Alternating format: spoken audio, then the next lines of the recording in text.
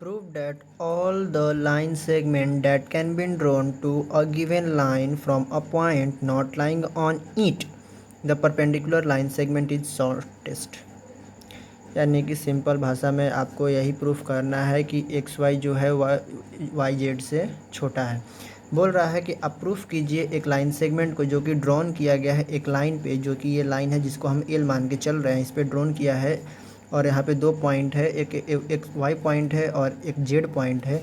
तो यहाँ पे जो परपेंडिकुलर लाइन है एक्स वाई जो है, तो एक्स वाई जो है ये छोटा है वाई जेड से। जैसा कि अगर सिंपल बात करें तो आपको ही पता है कि हाइपोटेनस जो होता है वो हमेशा परपेंडिकुलर से बड़ा होता है, ऐसा तो आपको पता ही है, बट यही आपको प्रूव भी करना है इसमें।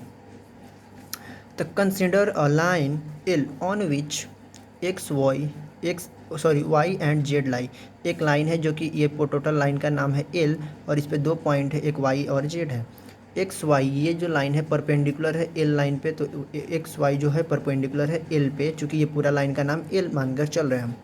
And Z is a point on line L, और जेड भी एक पॉइंट है एल पे।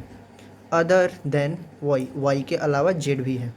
इन ट्रैंगल एक्स वाई जेड, ये ट्रैंगल एक्स वाई जेड में एंगल वाई जो है वो 90 डिग्री है, इसलिए so in Y X Y Z, इस ट्रैंगल एक्स वाई जेड में तो ये सारा एंगल है, मतलब ये एंगल और ये एंगल और ये एंगल का सम 180 डिग्री होता है। तो यही लिखा हुआ है कि angle Y X Z plus angle X Z Y plus angle X Y Z equal to 180 degree. आपको यहाँ पता है कि वाई का वैल्यू दिया हुआ है, तो एंगल एक्स वाई जेड का वैल्यू 90 डिग्री है, तो यहाँ पर angle Y X Z plus angle Z X Z Y equal to 90 degree. तो यहाँ पर एंगल एक्स और एंगल जेड का जो वैल्यू हो जाएगा वो 90 डिग्री के बराबर है, यानी कि एंगल एक्स और एंगल जेड का सम 90 डिग्री के इक्वल है, यानी कि ये एंगल और ये एंगल आपस में दोनों का सम जो है वो 90 डिग्री के इक्वल है, क्योंकि आपको पता ही है कि ट्रायंगल का टोटल एंगल जो होता है 180 डिग्री होता है।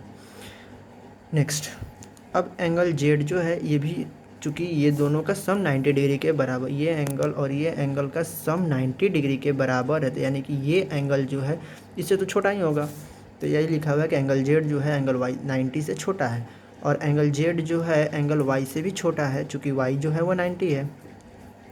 तो एंगल जेड कौन है?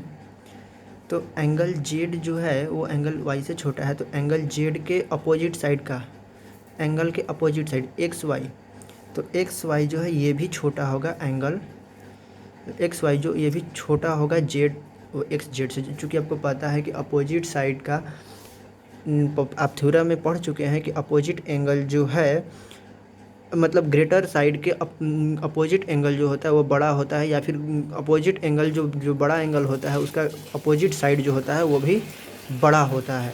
इस कारण से ये लाइन अगर 90 डिग्री है, तो यानी कि ये पूरे ट्रायंगल में इसका एंगल अगर बड़ा है तो इसका अपोजिट साइड भी हमेशा बड़ा होगा, ये आपका थ्योरम है। और ये लाइन जो है, यानी कि ये लाइन में ये एंगल अगर छोटा है तो इसका अपोजिट साइड भी हमेशा छोटा होगा, यानी कि ये लाइन इससे छोटा होगा और ये एंगल इससे बड़ा होगा, या फिर ये एंगल इससे भी बड़ा होगा। यही सेम बात यहाँ पे लिखा हुआ है। इसलिए एंगल जेड जो है एंगल वाई से छोटा है, तो इसलिए एक्स वाई जो है वो भी छोटा है एक्स जेड से। यहाँ पे लिखा हुआ है side opposite to the greater angle are greater, इसलिए हम बोल सकते हैं कि एक्स वाई जो है वो छोटा है इस लाइन सेगमेंट पे एक्स टू वाई जेड। ये इसलिए हम बोल सकते हैं कि एंगल एक्स वाई जो है वो एक्स जेड से छोटा है। यही आपको प्रूफ करना था और प्रूफ हो गया। Thank you.